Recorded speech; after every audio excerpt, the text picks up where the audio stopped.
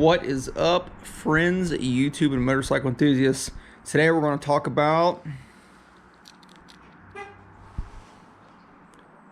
Motovans. All right, my friends, you are looking at my 2018 Chevy Express passenger van.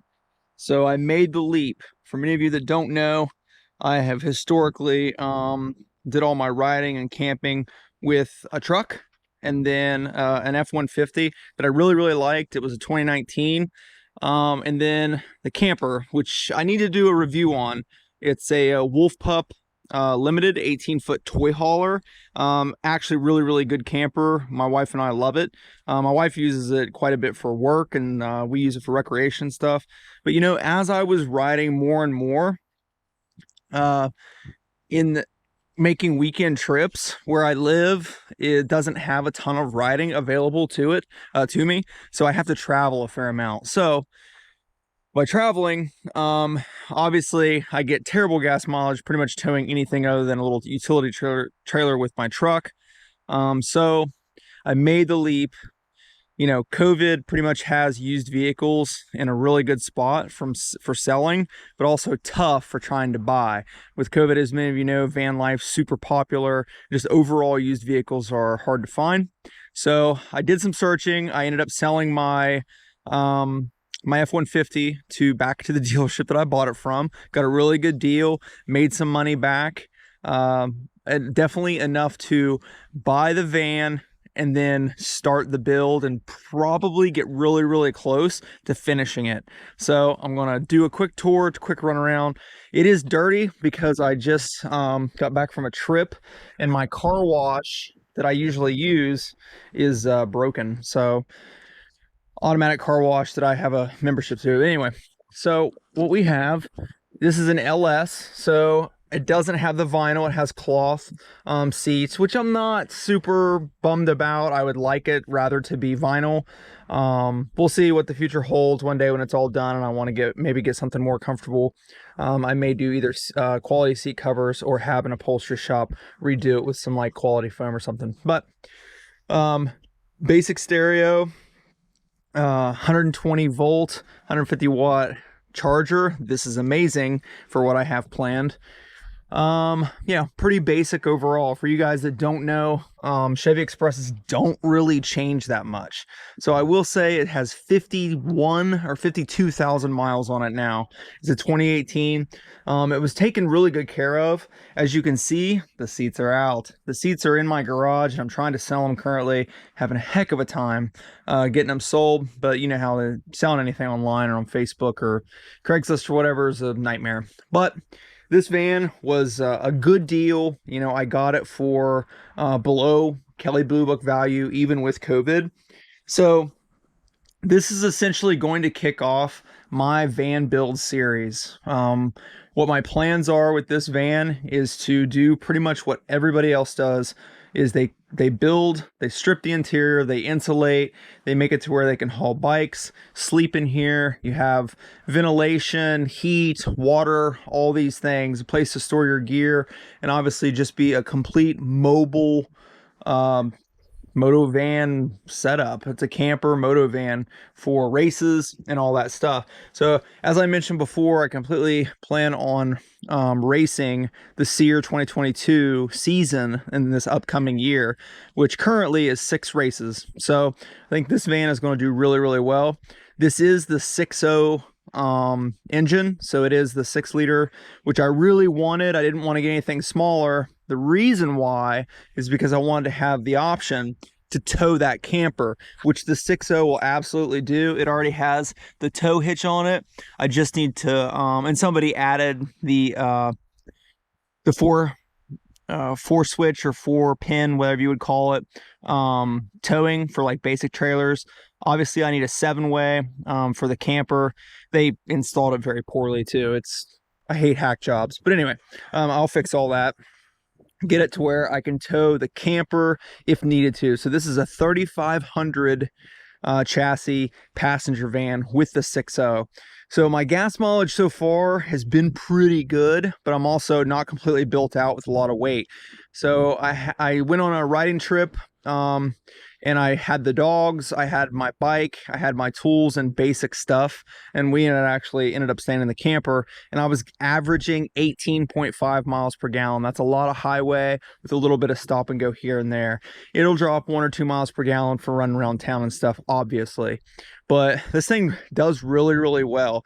The tires are great. The maintenance, the engine bay, everything is super clean. Obviously, it's a 2018. So a lot of people ask the question, why did I get a passenger van and not a cargo van? Well, a couple reasons. I wasn't particularly looking for a passenger van. I would probably have rather gotten a cargo van, but there are a few things about the passenger van that I do like better. Number one, I think they look better. So with the glass, with the tinted out windows, I think passenger vans look better just going down the road. You know, I think they're better looking vehicles.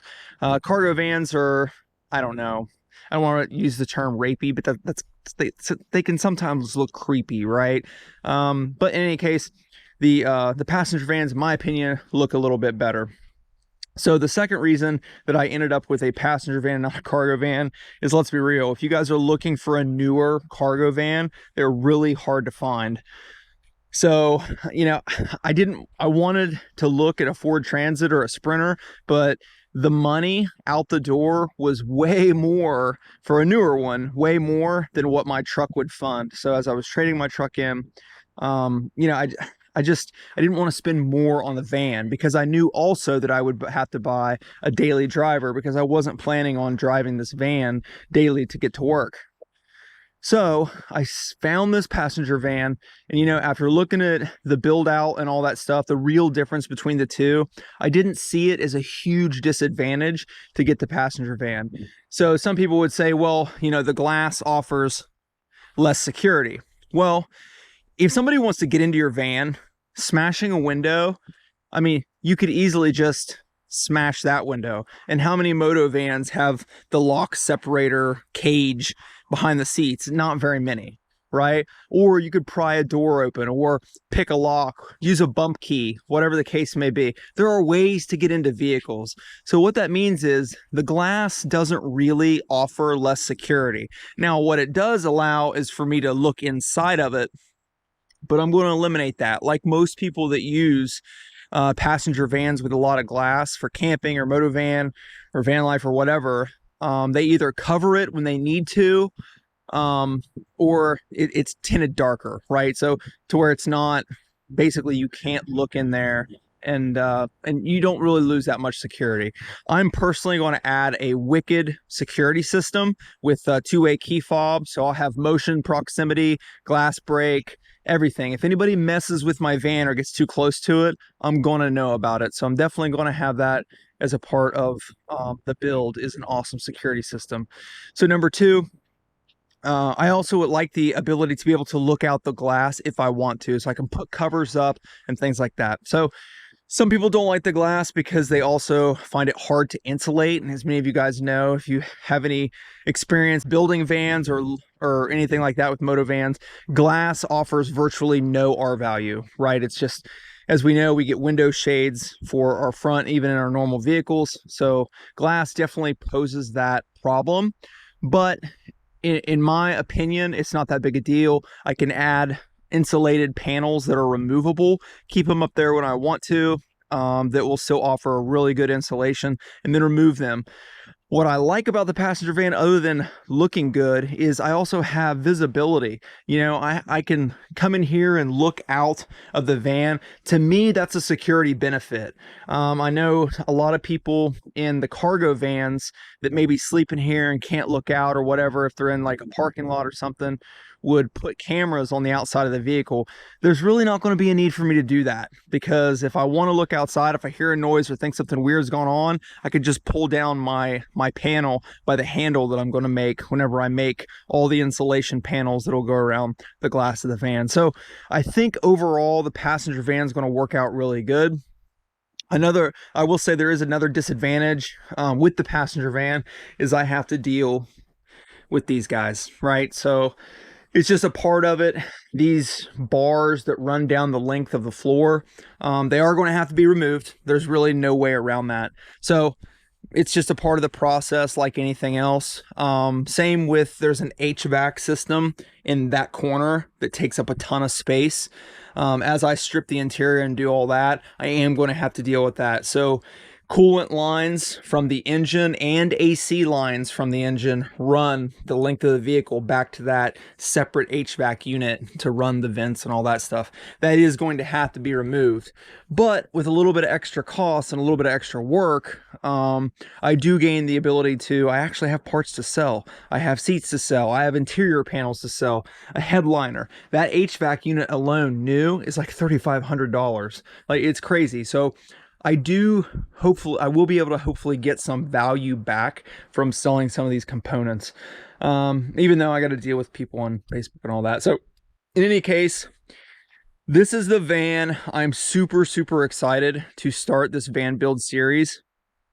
You know, it was a big move for me buying this 2018 $30,000 van, essentially.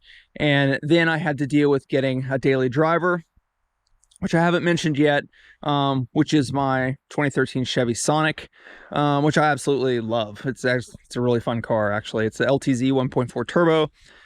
It's got a lot of miles on it, but I've done a little bit of work to it. Overall, it's in really great condition, so I'm loving it.